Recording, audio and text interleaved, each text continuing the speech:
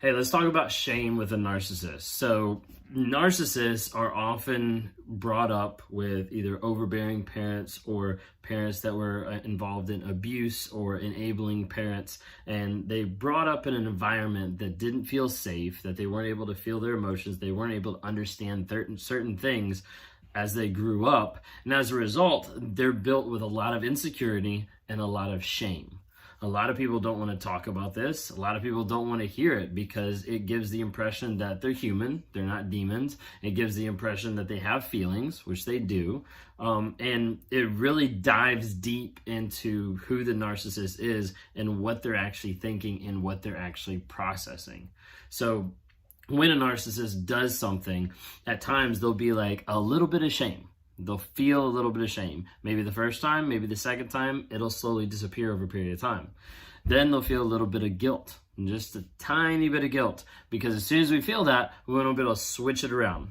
And that's going to be we either lash out in anger or we start blaming another person and or both. So shame often is controlling a lot of the aspects of the narcissist in the day-to-day interactions. So give you kind of an example.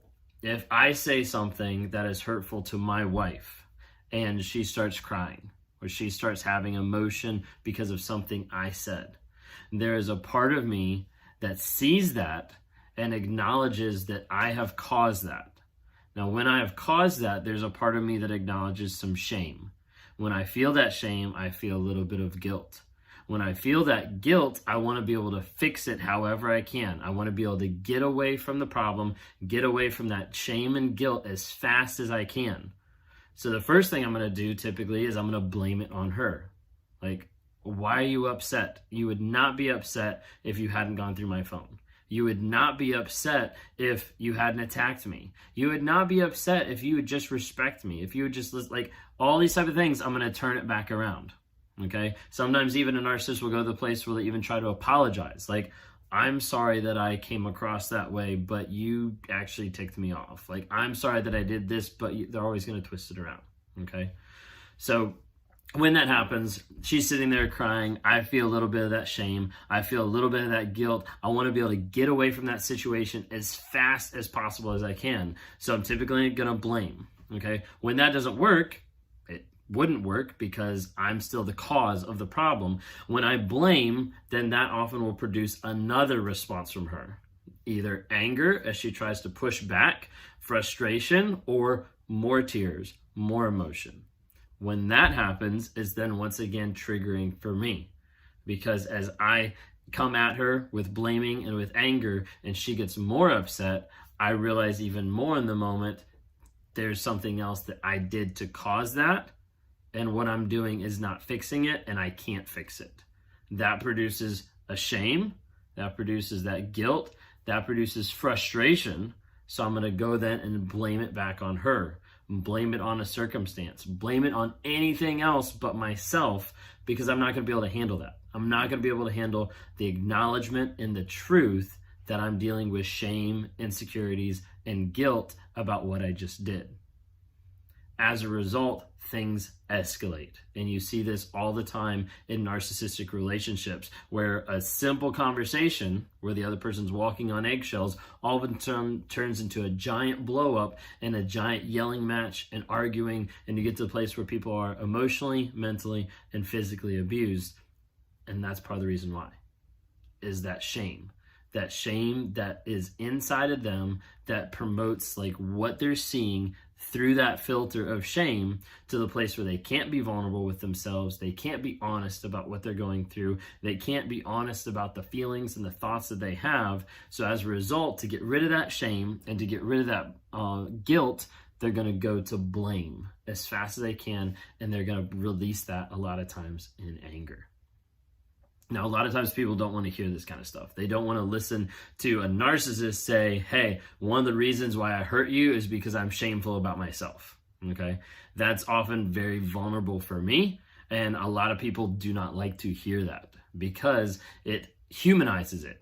It humanizes it to the point that they can't blame me for being a demon. They can't say all narcs should die and go to hell. Like all this type of stuff that like builds up like over time, where people that have been abused and have been in these bad relationships are very hurt.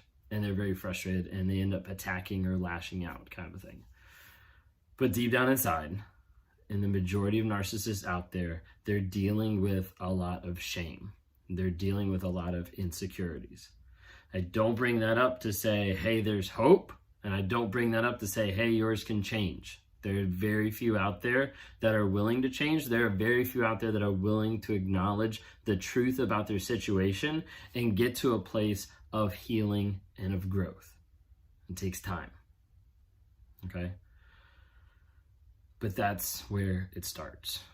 It starts with the abuse that they went through, the lack of emotional support, the lack of empathy that they got from their parents or from people around them. It comes from, like I said, either abuse, overbearing parents, enabling parents, like all this type of stuff till it gets to the place that they have these insecurities, and then they have this stuff that's built onto shame. And shame is one of the biggest driving factors for a narcissist of how they interact. Does the interaction seem logical? No. Does the acceleration at times seem logical? A lot of times, no, it doesn't. But in the narcissist's mind, a lot of times what they're processing is that shame and that guilt, and they're trying to figure out, how can I get away from this as fast as possible? Thank you guys for watching this, for listening. Subscribe to my channel, follow me on TikTok, Instagram, and really what I'm on this platform to do is just to try to be able to help people. Try to bring awareness to narcissism and how awful it is, how it destroys lives, how it destroys marriages, how it's destroyed my life in multiple facets, in multiple ways. I'm on here to help promote growth, healing, and change with other people on here. So I talk to people in one-on-ones, talking to them about their narcissistic tendencies or the fact that they're a narcissist, and how do we actually work through that to get to a place to acknowledge it and to find a place of healing and growth. And then I also work with people on here that have been abused by narcissists, and they're in a trauma bond, they're in emotional disarray, they're in mental instability as far as like what they've been put through. And a lot of times they need closure. A lot of times they need answers. A lot of times we need to walk through and help them either break a trauma bond or learn to start looking at what facts they can to see about developing their health and their growth to be able to continue on to be the best person they could possibly be. If you're one of those people who would like to talk more, feel free to check out my website, rawmotivations.com. You can go on there, click on one-on-ones. You can watch a couple of videos. You can go on TikTok, watch a couple of videos that I have on there. If that's something you're interested in, reach out to me, because I'd love to be able to talk to you and be able to help people however I can. Narcissism is real, and narcissism destroys lives. Let's start working on building a better future, helping people that struggle with narcissism get into therapy, and the ones that have been abused by it find healing and hope.